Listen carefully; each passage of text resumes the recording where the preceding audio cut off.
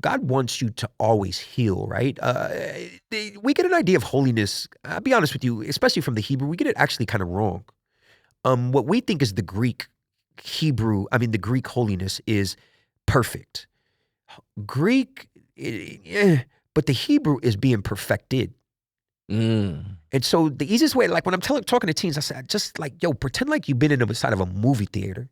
And you watching the movie, you love the movie theater, it's dope. You've been there for like 2-3 hours because, it's like just, Marvel. Like I love I love Spider-Man. That's my guy. For real, I love Spider-Man. But you come outside and it takes a while for you to adjust. And you may have dropped something on your shirt, something along those lines. You didn't see it inside there.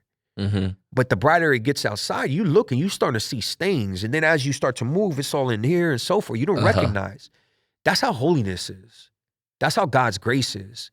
God allows you to see and just work different avenues because you're constantly being perfected.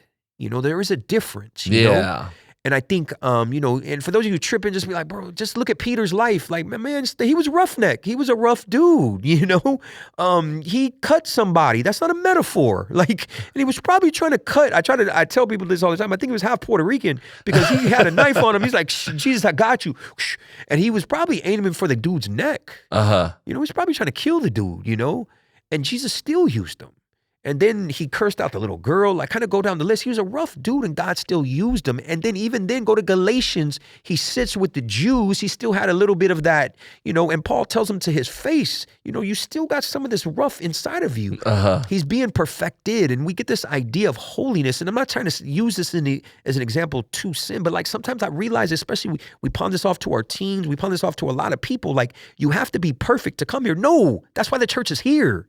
That's why we're here. Is God, no, you come as you are and you be perfected and it's beautiful, but isn't that what gold is, right? Like that's the beautifulness in this, in our faith. And we have the sacraments that walk with us. And I found the beauty of this and the powerfulness of this, of like God constantly molding you into a better image of you. And it's not even about tomorrow. It's not even about tomorrow. It's not even about yesterday. It's about the moment. Like, are you better than the last moment? Yeah. Like I think those moments, like for me, finding out the depth and the metaphysical and just the beauty of what the church actually teaches, right? Not, what so-and-so said and what my mom said and like all the baggage and how I work this out in talks is what I'm telling teens is I'm not going to let somebody's insecurities or their drama affect my life and my salvation. And we do this too many times, right? Especially with young people, older people for that, all of us, we have this idea of what it means to be a Catholic. And I love how St. John Paul II, I love how Pope Francis, they talk about like, no, like those are saints. Let's look at the saints, but do not copy the saints. Take parts of them and mold them into who God wants you to be, And I feel like all of us, some way, shape, or form, are somewhere in this journey.